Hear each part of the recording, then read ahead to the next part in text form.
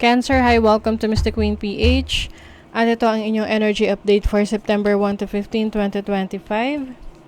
If you're interested in private readings, meron tayong 50% discount sa mga tarot reading services. Extended yan hanggang September 2025. So, meron tayong link sa description at sa pinned comment kung gusto niyo mag-book. Palike, share, subscribe na rin ang ating channel.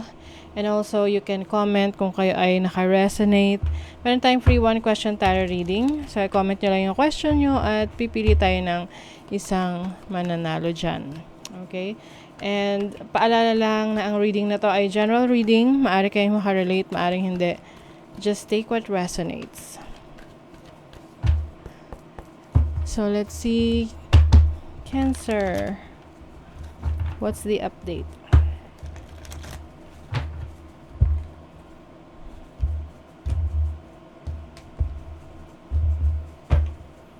Overall energy, challenge, opportunity, blessing. Okay. Tapos, money, career, finances, and love and relationships. Okay. Takpan lang natin to kasi baka ma-call out tayo. Anyway. So, the bottom of the deck is the Ace of Wands. This is a new beginning. Merong paparating na bagong simula, or yung iba sa inyo nagsisimula na kayo. This can be a new project, a new job, a new career, a new blessing that is coming in. You have the Five of Swords. Nako, yung iba sa inyo, maaring meron kayo nakakasama ngayon na kumbaga parang mukha siyang masaya sa'yo, para sa'yo, pero sa totoo lang hindi siya masaya. Pakiramdaman mo kung sino to, no? Kasi there's an energy of betrayal or someone na merong hindi magandang intentions towards you. Lalo na ngayon, no? Kung yung iba sa inyo, you are becoming so successful or marami ka na-achieve, marami mga new beginnings sa'yo, marami kang ina-explore.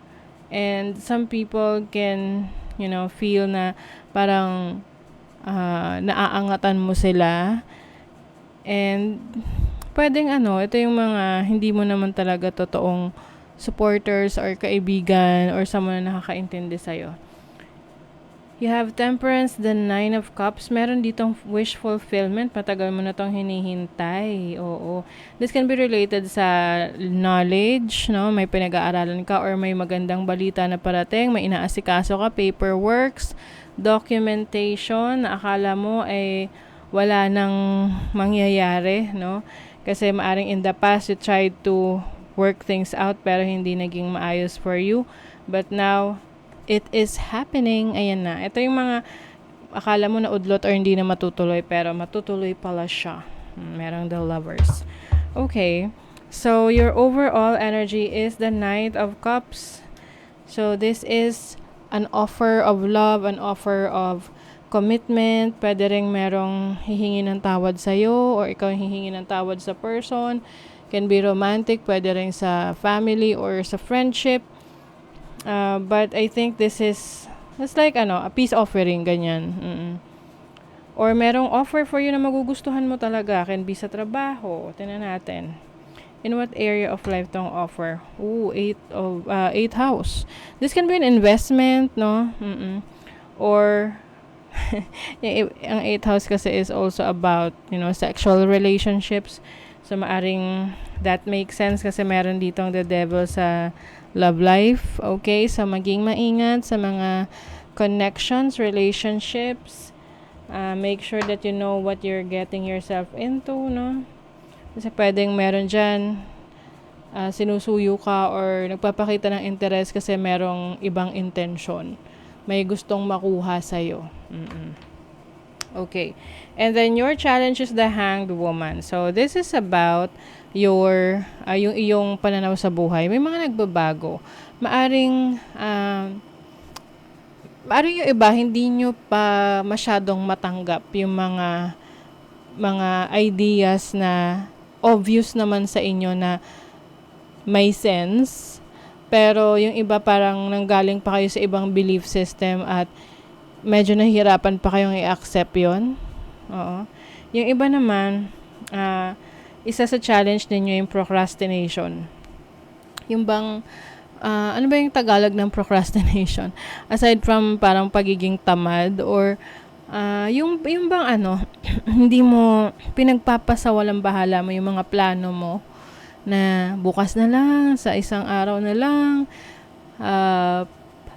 Kaya lang kasi, yung magiging resulta nun, madidelay din. So, maaring meron ka mga dinidelay ngayon na mga actions na dapat mo sanang gawin para may inaabangan kang resulta. And then your opportunity is the magician. So you have the opportunity na alamin, explore, i-showcase yung talents mo, yung skill set mo, and also to focus on the things na gusto mong i-manifest sa buhay mo.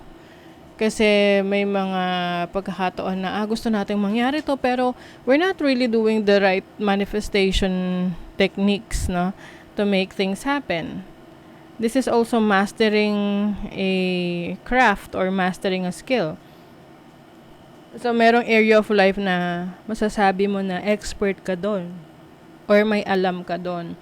Mas may alam ka doon kumpara sa nakararami, kumbaga.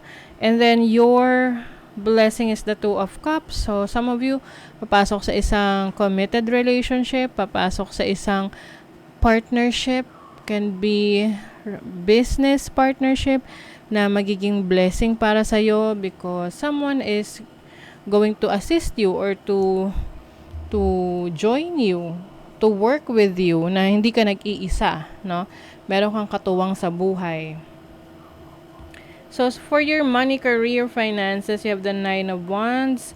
So, medyo yung iba sa inyo struggle, may nagsastruggle, maaring marami kayong responsibilities or tipong nagpatong-patong yung inyong mga bayarin or mga task na kailangan yung gawin sa trabaho.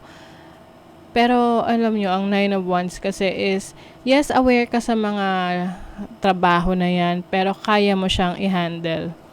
You are resilient. Yan. And then sa love life, you have the devil here. So, I think, meron kang kailangang i-reassess sa relationship mo, sa connection mo, lalo na kung ito ay may kasama ng obsession or yung parang merong unhealthy habits na sa relationship na to that is not going to help you, no? In the long run, no? Sa pagtagal, hindi rin ito makakatulong sa'yo. Or some of you may be in a toxic situation with someone romantically or can be any type of relationship na maaring kailangan mo ng i-let go, no? Lalo na kung ito yung humihila sa'yo pababa.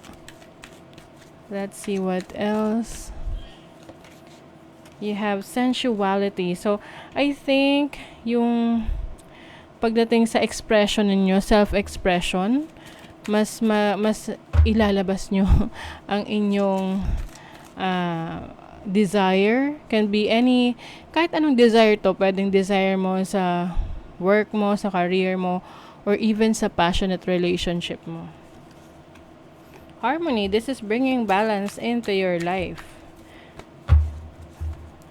Something na, kumbaga ipapakita mo kung paano ka mag-care, mag-alaga, mag-nurture ng mga bagay at tao na importante sa buhay mo.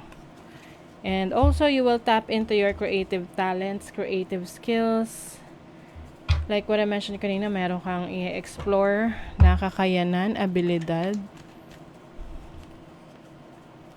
You have Mars in Virgo in the 6th house. So, sa workplace, pwedeng isa to sa challenge ninyo na meron dyan nakatrabaho or even boss na parang laging nakamatsyag sa ginagawa mo, sa trabaho mo.